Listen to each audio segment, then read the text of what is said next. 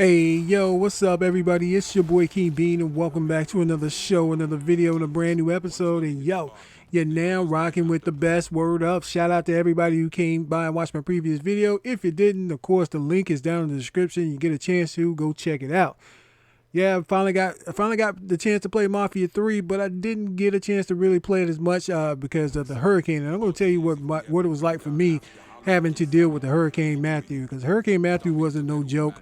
It was one of those storms. It's been a long time Florida radiant. This one actually really scared me. I haven't been scared of a storm since Hurricane Francis, and prior to that was Floyd, and Floyd was the one that made me evacuate, and that was back in '99. I want to say '99, 2000, somewhere around there. I'm not sure. I can't remember the exact date. But yeah, this storm was huge, and it was causing all kinds of havoc and just destroying all kinds of stuff. I mean, fortunately for us, where we live out here in Northeast Florida, right outside of Jacksonville, the Jacksonville area, we didn't get it as bad as it could have been. You know, if you've seen some of the pictures, you saw what happened to Haiti. They lost about 1,000 people in Haiti. I mean, lost. I mean, let me stop saying lost. 1,000 people were killed in Haiti, and that number may be still keep growing. We had a few fatalities in the state of Florida. I think the total was 4. Also, I know it's going up in the South Georgia and the Carolina areas, and I know they've had some loss of life, but the damage has been immense. Fortunately for us, I mean, it hasn't been too bad here where we are. I mean, the worst thing, honestly, that happened to us, and thank God for it, was the fact that we lost power. I mean, we got twigs all over the yard, branches down. There's some places where they had trees fall down. The pine trees fell over, the oak trees fell over. It was stuff like that happened. But for the most part, where we were here in Northeast Florida, wasn't that bad. Now, Jack's Beach was flooded. It looks pretty bad. A lot of people lost their homes, they lost their businesses. But St. Augustine, man, St. Augustine looked terrible. St. Augustine, now listen, if you've never been to St. Augustine, and St. Augustine is the oldest city in the United States. St. Augustine is a beautiful, beautiful place. It's a nice place to take your family. It's a nice place if you're on a date. It's a nice place if you got married. It's a nice place if you're celebrating your anniversary. You know, they keep the history from when when the Spanish came over and Ponce de Leon, when he discovered Florida. They keep all that history there. The old town of St. Augustine looks good. The downtown area is fine, but mostly all the tourists go to the old town because they got horse-drawn carriages and all kinds of stuff going on in there. But it's a nice place. But when the governor made it mandatory to evacuate, they evacuated the whole city, and it's a good thing they did because St. Augustine was just totally flooded. I have never seen St. Augustine look like that ever in my life, and I'm 40 years old, and never, ever seen something like that in St. Augustine. Also, Daytona Beach took a big hit. Daytona Beach was really messed up. It's still messed up. Now, I'm saying like it's all over. The storm is over, but the cleanup is going to be crazy. Like I said before, Jack's Beach was messed up. My brother, he lives on the south side of Jacksonville. He had to take his family, and they was in an evacuation zone, so they had to leave. And when they left, they went all the way up to Tennessee. It took them 12 hours because of the traffic and everybody escaping. They said over like 2.1 million people left the state. You know what I'm saying? So that's in conjunction as well with Florida, and also with South Carolina and Georgia residents were leaving.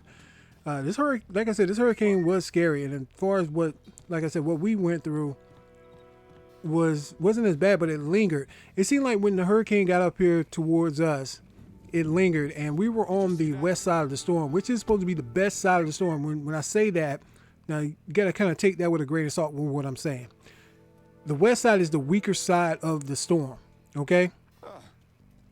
And the east side is the stronger side of the storm. So let me kind of give you a visual picture of what I'm talking about. If you were to draw a complete circle, and you drew a line from 12 o'clock to 6 o'clock, and another line from 9 o'clock to 3 o'clock, it breaks it up into quadrants.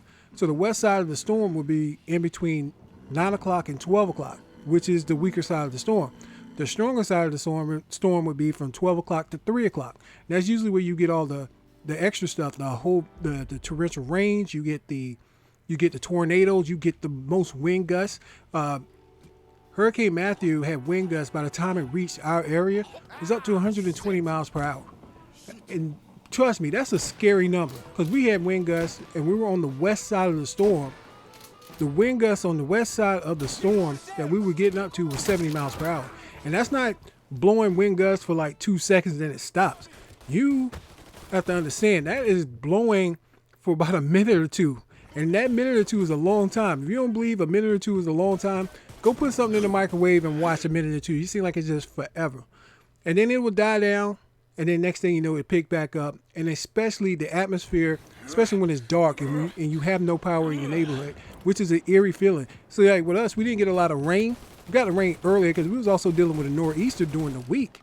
And we got rain early on with the storm when it was coming through, like early on in the daytime. But by the time the eye of the hurricane got even with Duval County, which is Jacksonville, and it started going north, it just lingered. It just lingered. I mean, it just lingered and just stayed there. And the winds were dissipating slowly. And it was blowing and it was howling and it was scary. I'm sitting out, I went outside in my car and I sat outside the car, I was listening to the radio and charging my phone at the same time. And I'm sitting there like, wow, I see the trees hitting the top of my house and bending and swaying. You know, like when you see these big, strong oak trees or pine trees and you see them swaying as far to the left or to the right, it is a weird and awesome feeling that you know you have no control over this. There's nothing you could do. And like I said, fortunately for us, the trees, they bent, but they didn't break. And some of the branches fell down. I mean, that's the worst thing we got to do is just clean up the yard. Thank God for that. You know what I'm saying? That was the worst thing we had to do.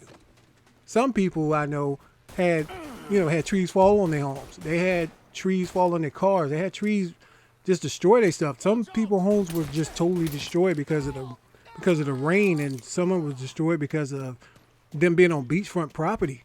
I mean, a lot of people lost their way of life, and that's scary. And that is scary. And the only thing you really can do is have empathy for these people. Sympathy and empathy. And it's bad up in North Carolina and in the Carolina areas and Georgia.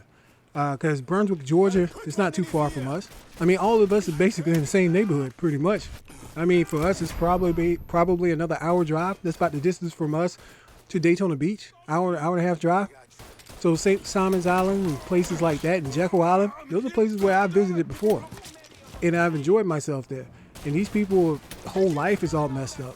And fortunately, I mean, I was complaining a little bit yesterday about not having power. We didn't get power on until about midnight last night, 1 or 2 o'clock last night. We were out of power from Friday. Some people have been out of power longer than us. There are some people now that are out of power. They won't get power till maybe Tuesday at the earliest. Some even later than that. That's never mind. They got to clean up from the flooding from their homes. That's never mind the fact that they have to rebuild their homes. They may be displaced. They may not have food or anything like that. So, I'm thankful for what I have. I am really thankful for what I have, and thankful that nothing much more happened to us. So yeah, man, it was scary. It was really scary. And like I said, we was on the west side of the storm, and that wind was just still blowing and gusting for hours, from 8 o'clock until 6 a.m. that next morning. And the funny thing about hurricanes, and I don't want to say it, I'm not trying to say it flippantly. Once a hurricane passes, you look out in the sky the next day, the skies are blue, might be overcast a little bit. Excuse me, it's actually a little bit cooler because there's all the humidity's out there. And if you live in Florida, you understand. You live in the South, you understand the humidity is ridiculous. Humidity's out there, so you got dry air. We had like 75-degree weather the other day, 80 degrees, 75-degree weather. We haven't been that cool since January. And I'm saying cool is relative. That's what it felt like yesterday and today. It hasn't been bad. The next couple of days aren't going to be as bad as far as temperature goes. But it's almost like nothing happened. It's almost like the birds, you see them singing, they're flying back in, all the little critters running around. And then you sit there and you just think about, wow, we just survived this. Thank God we did survive this. We didn't lose much of nothing, especially in our area. But then reality sets in when you look and you see the trees down, you see them on power lines, you see some people homes destroyed, and you see all this, and it's like, wow, how are you going to rebuild this? It's going to take a while for it to rebuild. I mean, this is, like I said, I'm just talking from a small area. I'm not even talking from what's all going up from South Florida all the way up through the Carolinas. It's going to be billions of dollars. And some people, like I said, unfortunately, they lost their lives, and especially all those people down in Haiti that lost their lives. It was a bad situation. So my advice to you guys, man, be thankful for what you got. You know, be thankful for what you have. Because like I said, we're thankful here because it could have been a whole lot worse here. And I'm thankful that that hurricane moved just 10 miles. You think about this. 10 to 20 miles. If that hurricane would have moved 10 to 20 miles to the west, we would be having a different conversation. I wouldn't even be doing this video right now. That's how bad this thing was. Not saying I would have perished or anything, but I would have been out of Dodge. But it's one of those things whereas 10 to 20 miles saved us a whole bunch of headache, although we have a lot of headache. So it moved 10 to 20 miles towards the east where it got over the water, which saved a lot more damage that could have occurred with Hurricane Matthew. So that's how much little that saved us. You think about that. Just think about it. If you let that actually sink in, 10 to 20 miles ain't nothing. You could drive 10 to 20 miles in 12 minutes. You can drive 20 miles in 7 minutes if you're in a car. You know what I'm saying? So yeah, but we are thankful. I'm thankful that we survived Matthew. You know, prayers go out to all the people who have to rebuild, and the people who lost their lives, man. You know, keep them in your prayers. And anyway, I don't think I'm rambling on enough. But thanks for watching, man. It's your boy KingBean, and I'll holler at you dudes later, man. One love. Peace.